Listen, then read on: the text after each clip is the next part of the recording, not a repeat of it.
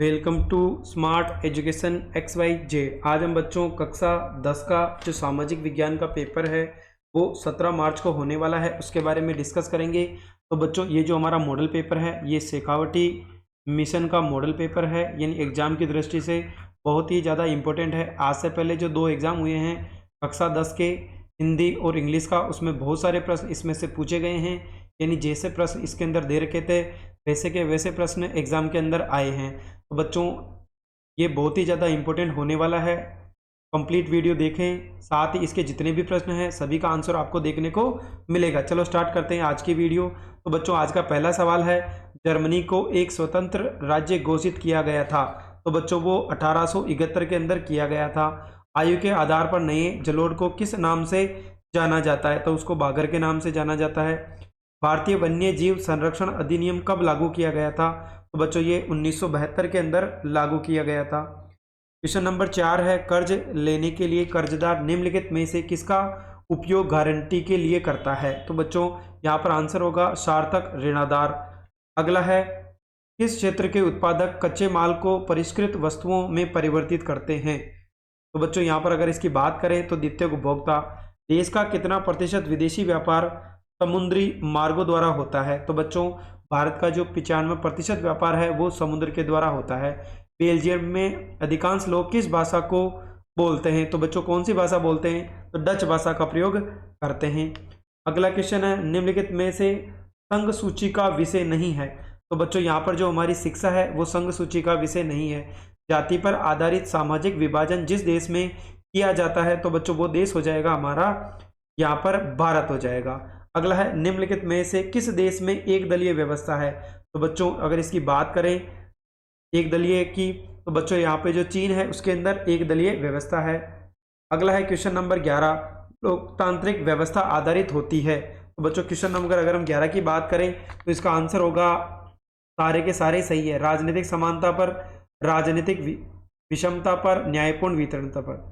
तो यहाँ पर जो उपरोक्त सभी है वो सही होगा। विभिन्न देशों के बीच परस्पर संबंध और तीव्र एकीकरण की प्रक्रिया क्या कहलाती है? तो बच्चों ये हमारा वैश्वीकरण कहलाता है। अगला है क्वेश्चन नंबर 13, भारत में राष्ट्रीय उपभोक्ता दिवस कब मनाया जाता है?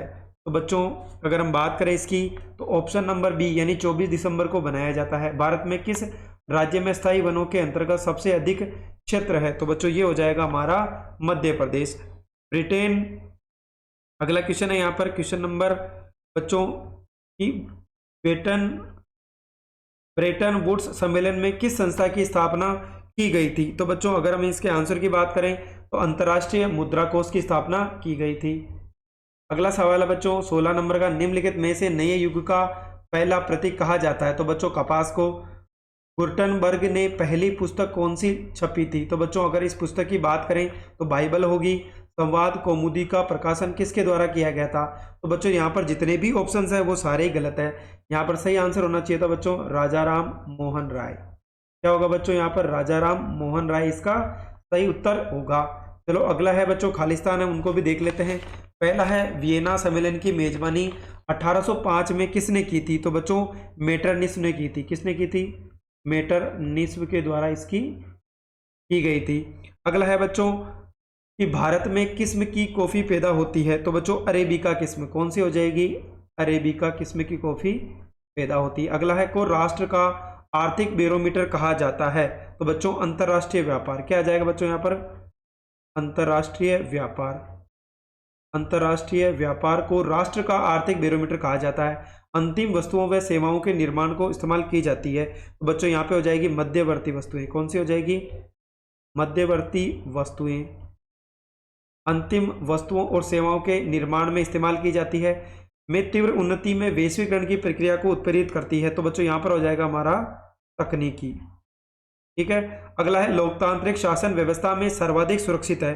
तो बच्चों यहाँ आ जाएगी व्यक्ति की गरिमा। क्या आ जाएगी बच्चों? व्यक्ति की गरिमा इसका सही उत्तर होगा। अगला बच्चों क्वेश्चन नंबर 3 है, यहाँ पर हमें अति लघुत्तरात्मक प्रश्न पूछे गए हैं। चलो एक एक करके सभी के आंसर देख लेते हैं। तो बच्चों अगर हम 3 की बात करें तो यहाँ पर जो क्वेश्चन नंबर 3 है, पहला है, स्वर्णिम चतुर्भुज महामार्ग परियोजना से आप क्या समझते हैं? तो बच्चों स्वर्णिम चतुर्भुज परियोजना की बात करें तो ये 4 जगह को जोड़ती है, दिल्ली, मुंबई, चेन्नई और कोलकाता और दिल्ली, ये यानी ये जितने भी बड़े महानगर है उसको जोड़ने का काम करती है। तो बच्चों ये 6 लेन की क्या है, एक सड़क है जो जितने भी बड़े बड़े महानगर है उनको जोड़ने के काम करती है। सत्ता की साझेदारी का क्या अर्थ है, तो सत्ता की साझेदारी अलग अलग समूहों से सत्ता के बंटवारे की प्रक्रिया है ताकि व्यवस्था सुचारू रूप से चल सके। अगला है जातिगत असमानता दूर करने के 2 सुझाव दीजिए। तो पहला है संवैधानिक प्रावधानों का पालन कठोरता से किया जाना चाहिए। दूसरा है शिक्षा के प्रसार से भी जातिगत असमानता को दूर किया जा सकता है। प्रजातंत्र में निर्णय लेने में देरी क्यों होती है, क्योंकि प्रजातंत्र विचार विमर्श और समझौता के विचारों पर आधारित होता है। अगला क्वेश्चन है मुद्रा क्या है, तो मुद्रा का अभिप्राय उस वैधानिक वस्तु से है जिसका उपयोग विनिमय के माध्यम के रूप में किया जाता है। उपभोक्ता सुरक्षा अधिनियम 1986 का दूसरा नाम क्या है, तो बच्चों यहाँ पर कोपरा हो जाएगा। वैश्वीकरण किसे कहते हैं, विभिन्न देशों के बीच परस्पर संबंध और तीव्र एकीकरण की प्रक्रिया को वैश्वीकरण के नाम से जाना जाता है। प्रोजेक्ट टाइगर वन जीव परियोजना का शुभारंभ कब किया गया, तो बच्चों इसका आंसर होगा 1973 में। बॉक्साइट अयस्क से कौन सी धातु प्राप्त की जाती है, तो बच्चों ये हो जाएगी एल्यूमिनियम। क्या हो जाएगी बच्चों यहाँ पर, एल्यूमिनियम इसका सही उत्तर होगा। अगला है वीटो यानी निषेध अधिकार किसे कहते हैं, तो वीटो का वह अधिकार जिसके सहारे एक सदस्य की भी असहमति किसी भी प्रस्ताव को खारिज करने का आधार बन जाती है, वो वीटो पावर कहलाती है। अगला है कैलीग्राफी क्या है, तो कैलीग्राफी हाथ से सुंदर सुडोल अक्षरों से लिखने की कला को कैलीग्राफी कहा जाता है। आधुनिक प्रिंटिंग प्रेस का आविष्कार किसके द्वारा किया गया, तो बच्चों ये हो जाएगा इसका गुटेनबर्ग। क्या होगा बच्चों, वैज्ञानिक का नाम गुटेनबर्ग के द्वारा आधुनिक प्रिंटिंग का आविष्कार किया गया था। अगला है बच्चों यहाँ पर अगर हम बात करें तो लघुत्रात्मक प्रश्न है जिसके प्रत्येक के प्रश्न के आंसर हमें 50 शब्दों में देनी है, 2 नंबर के हैं। तो चावल की कृषि का वर्णन निम्न बिंदुओं के आधार पर करना है, यानी जलवायु और उत्पादक के आधार पे। तो पहला है जलवायु, यह भारत का प्रमुख खाद्यान्न है जिसकी खरीफ की फसल के रूप में उगाया जाता है। चावल के उत्पादन के लिए 25 डिग्री सेल्सियस तापमान एवं 100 सेंटीमीटर से अधिक वर्षा की आवश्यकता होती है। उत्पादक क्षेत्र चावल भारत में उत्तर उत्तरी पूर्वी मैदानों, तटीय क्षेत्रों और डेल्टाई प्रदेशों में उगाया जाता है। नहरों के जाल तथा नलकूपों की सघनता के कारण पंजाब, हरियाणा, पश्चिमी उत्तर प्रदेश, राजस्थान के कुछ कम वर्षा वाले क्षेत्रों में चावल की फसल उगाना संभव हो पाया है। बहुसंख्यवाद को बनाए रखने के लिए श्रीलंका को सरकार द्वारा कौन कौन से कदम उठाए गए हैं, तो 1956 में सिंहली को एकमात्र राजभाषा घोषित कर दिया गया। आपके अनुसार सांप्रदायिकता कैसे एक चुनौती है, सांप्रदायिकता हमारे समाज के सामने एक चुनौती है क्योंकि निम्न प्रभाव हो सकते हैं। पहला है धार्मिक पूर्वाग्रह, ये सांप्रदायिकता की सबसे आम चुनौती है। इसमें धार्मिक पूर्वाग्रह धार्मिक समुदायों के बारे में बनी बनाई धारणाएं और एक धर्म को दूसरे धर्म से श्रेष्ठ मानने की मान्यता शामिल है, इस विभाजन को जन्म देती है। सांप्रदायिक हिंसा, कई बार सांप्रदायिक सबसे घृणित रूप लेकर सांप्रदायिकता के आधार पर हिंसा, दंगा और नरसंहार करती है। अगला क्वेश्चन है बच्चों, क्वेश्चन नंबर 7, राष्ट्रीय ग्रामीण रोजगार गारंटी अधिनियम 2005 पर टिप्पणी लिखिए। तो केंद्र सरकार द्वारा रोजगार सृजन हेतु चलाया गया एक महत्वपूर्ण कार्यक्रम है।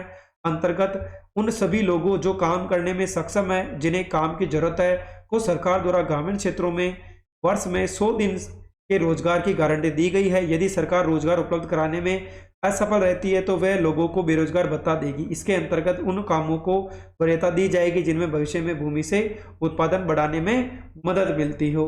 अगला है संगठित एवं असंगठित क्षेत्र में 2 अंतर बताने हैं।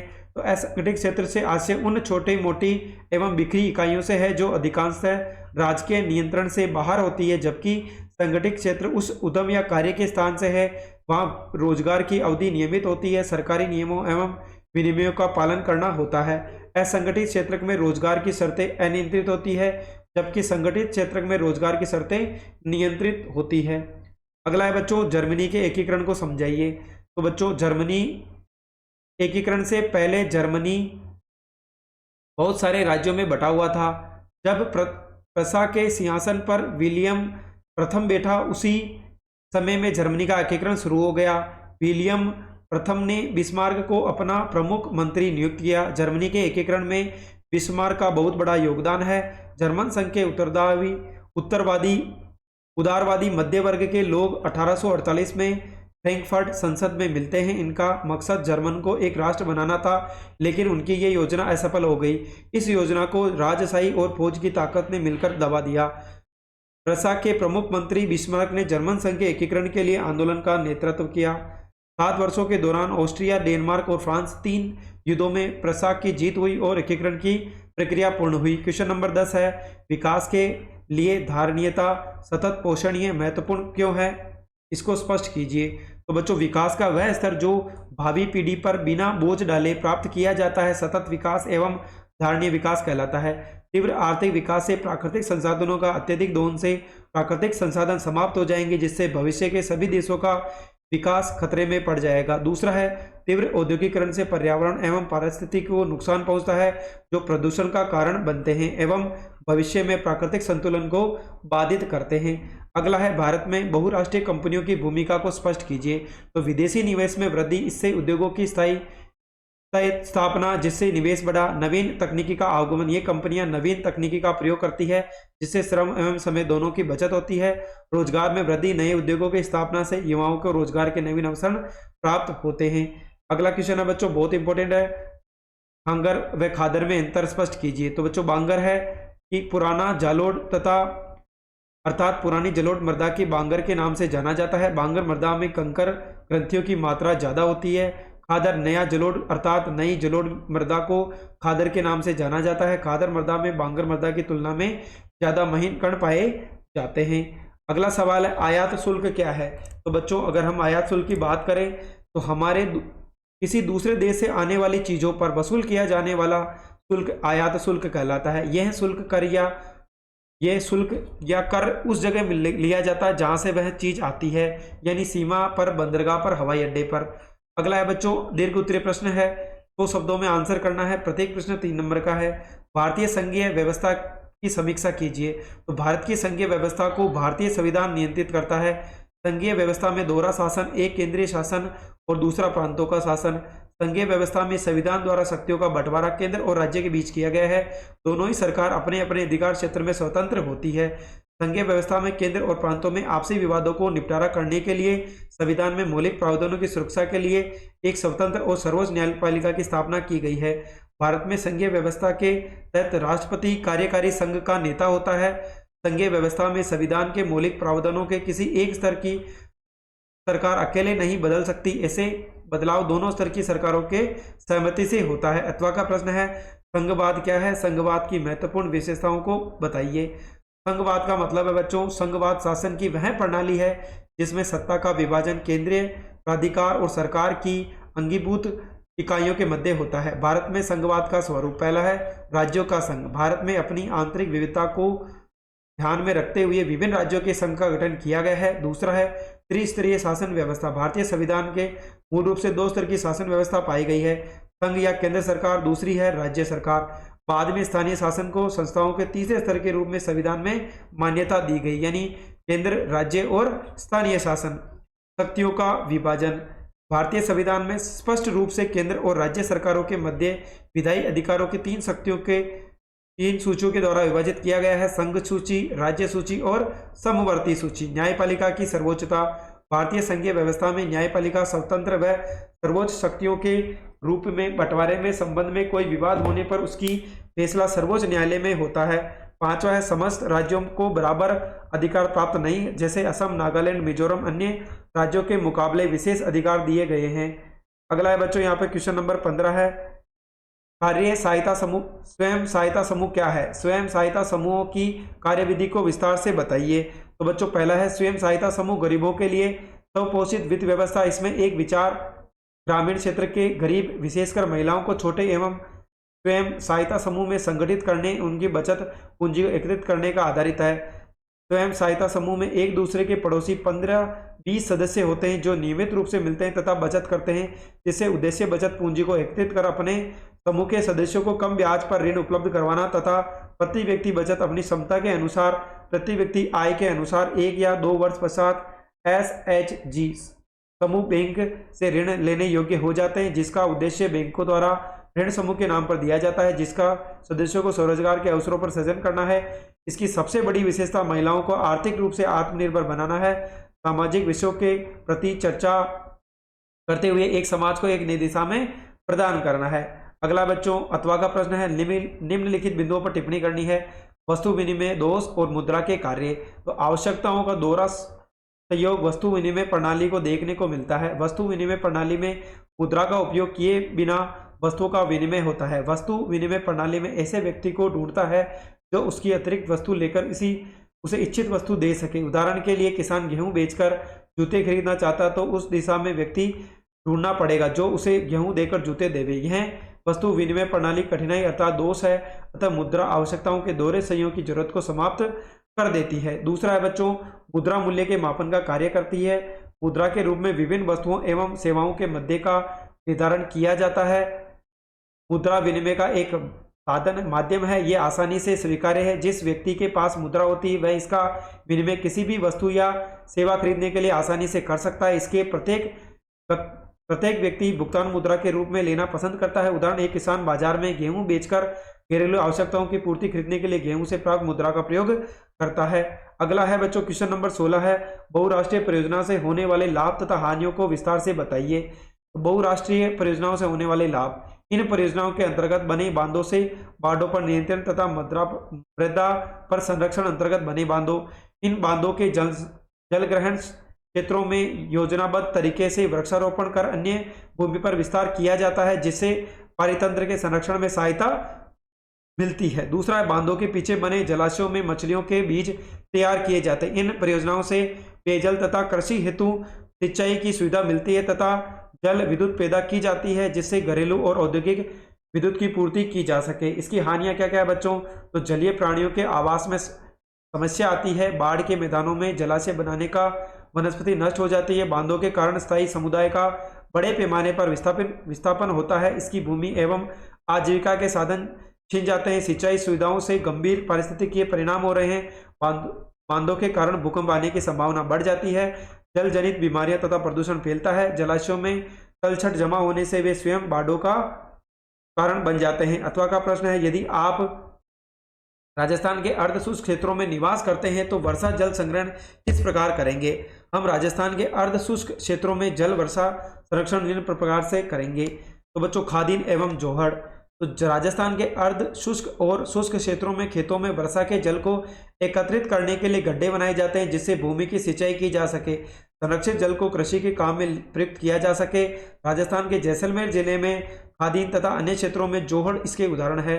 टांका अथवा भूमिगत टैंक, राजस्थान के अर्ध शुष्क और शुष्क क्षेत्रों में विशेष रूप से बीकानेर, फलोदी और बाड़मेर में लगभग प्रत्येक घर में पीने का पानी संग्रहित करने के लिए भूमिगत टैंक तथा टांका हुआ करते थे। इसका आकार एक बड़े कमरे के समान होता है। इसका आकार लगभग 6.1 मीटर गहरा, 4.27 मीटर लंबा तथा 2044 मीटर चौड़ा होता है। टांका यहाँ सुविकसित छत वर्षा जल संग्रहण का अभिन्न हिस्सा होता है जिसे मुख्य घर आंगन में बनाया जाता है। ये घरों की ढलवा छतों से पाइप द्वारा जोड़ा जाता है। छत से पानी वर्षा का जल नलों से होकर भूमिगत टांका तक पहुंचता है, यहाँ एकत्रित किया जाता है। औद्योगिक क्रांति से मजदूर को क्या प्रभाव पड़ता है।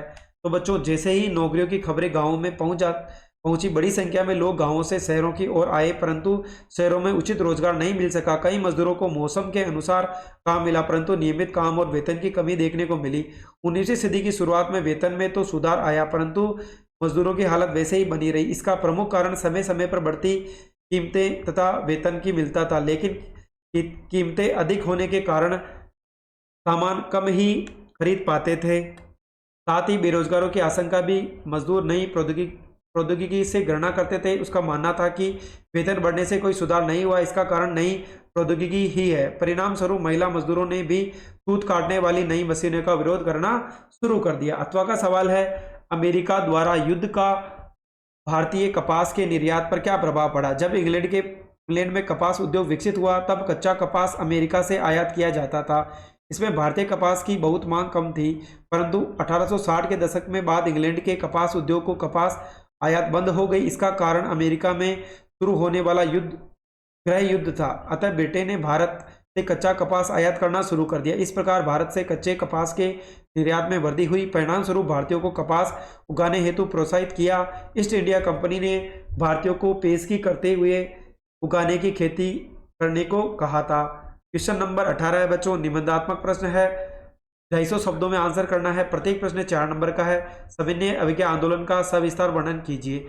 सविनय अवज्ञा आंदोलन का वर्णन निम्न बिंदुओं से किया जा सकता है। पहला है दांडी यात्रा। सविनय अवज्ञा आंदोलन गांधी जी को दांडी यात्रा से शुरू हुआ था। 12 मार्च 1930 को गांधी जी ने अपने 78 विश्वस्त कार्य के साथ साबरमती आश्रम से दांडी नामक स्थान की ओर प्रस्थान किया। उन्होंने 240 किलोमीटर की यात्रा पैदल चलकर 24 दिनों में तय की। 6 अप्रैल को गांधी जी दांडी पहुंचे। उन्होंने समुद्र का पानी उबालकर नमक बनाना शुरू कर दिया। इस प्रकार उन्होंने नमक बनाने का उल्लंघन किया। सविनय अवज्ञा आंदोलन की प्रगति। शीघ्र ही सविनय अवज्ञा आंदोलन संपूर्ण देश में फैल गया। अनेक स्थानों पर लोगों ने नमक कानून तोड़ा, सरकारी नमक कानूनों के सामने प्रदर्शन किए, विदेशी वस्त्रों का बहिष्कार किया तथा शराब की दुकानों पर धरना दिया। ब्रिटिश सरकार की दमनकारी नीति।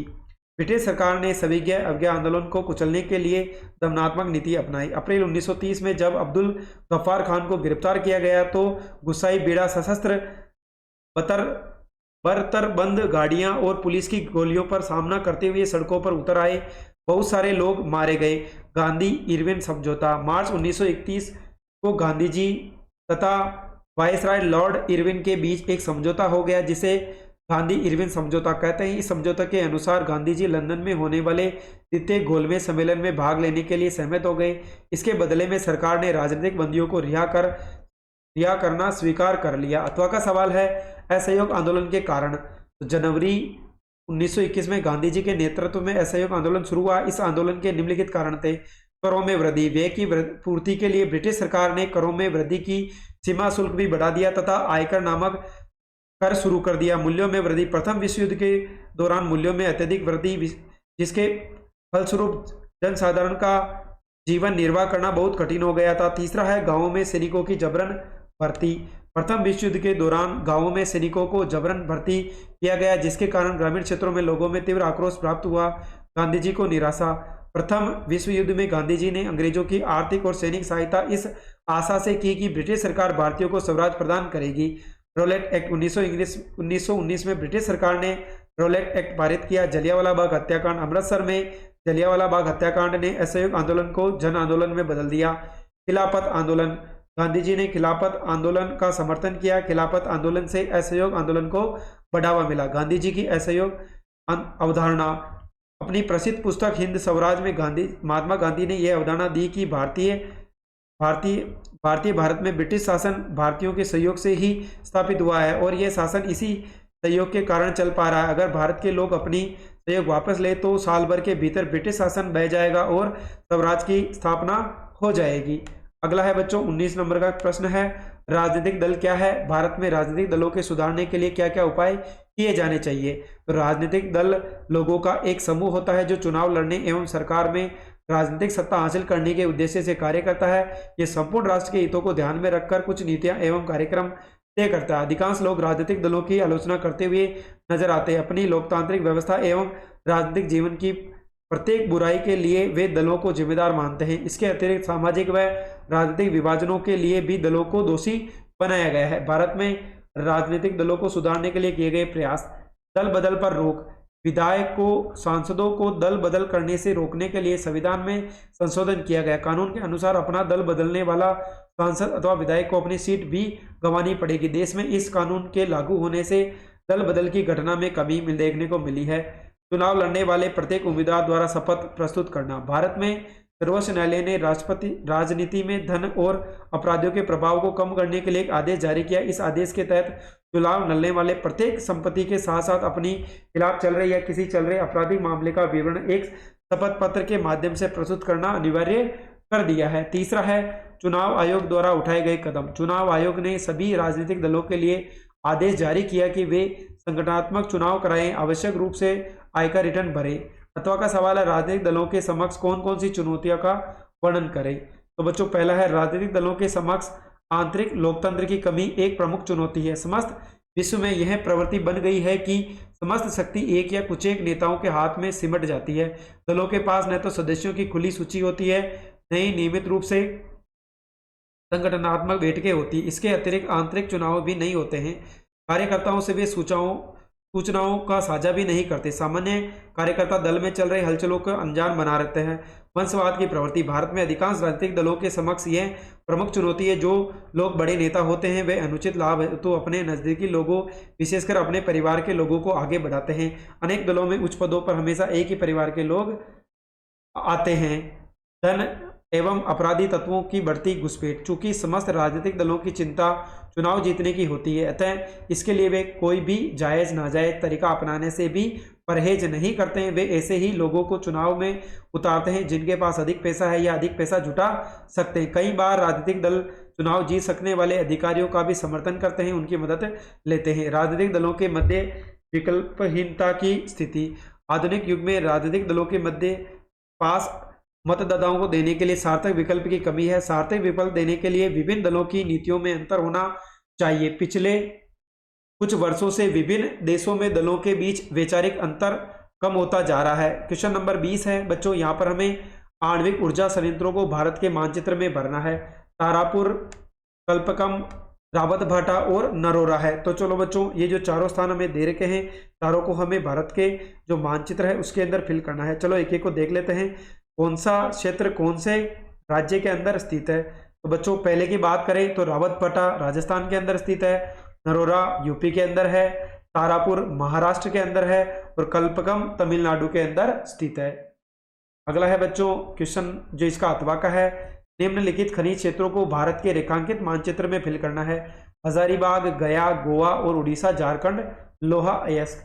तो बच्चों सबसे पहले बोले तो हजारीबाग ये मध्य प्रदेश के अंदर स्थित है, गोवा ये अलग से राज्य है, गया बिहार के अंदर है, उड़ीसा, झारखंड, लोहा अयस्क की बात करें तो बच्चों ये उड़ीसा और झारखंड के बीच में स्थित है। तो बच्चों आज हमने जो शेखावटी मिशन का मॉडल पेपर 1 था, एग्जाम की दृष्टि से बहुत ही ज़्यादा इंपॉर्टेंट है बच्चों, क्योंकि पहले 2 पेपर हुए थे उनमें भी बहुत सारे प्रश्न पूछे गए हैं। आज हमने इस वीडियो के अंदर जितने भी क्वेश्चन थे आंसर सही देखे हैं। साथ ही बच्चों इसका एक और मॉडल पेपर है जो हम कल लेके आएंगे, उसके अंदर भी आपको इसी प्रकार से आंसर देखने को मिलेंगे। अगर आपको हमारी मेहनत पसंद आई हो तो चैनल को लाइक करें, सब्सक्राइब करें और अपने दोस्तों के साथ भी शेयर करें। अगर आप चाहते हो तो बच्चों हमने इसकी जो संजीव डेस्क वर्क है उसकी जो संपूर्ण 9 के 9 मॉडल पेपर है हमने डाल दिए हैं, तो आप प्लेलिस्ट के द्वारा उन सभी मॉडल पेपर को देख सकते हैं।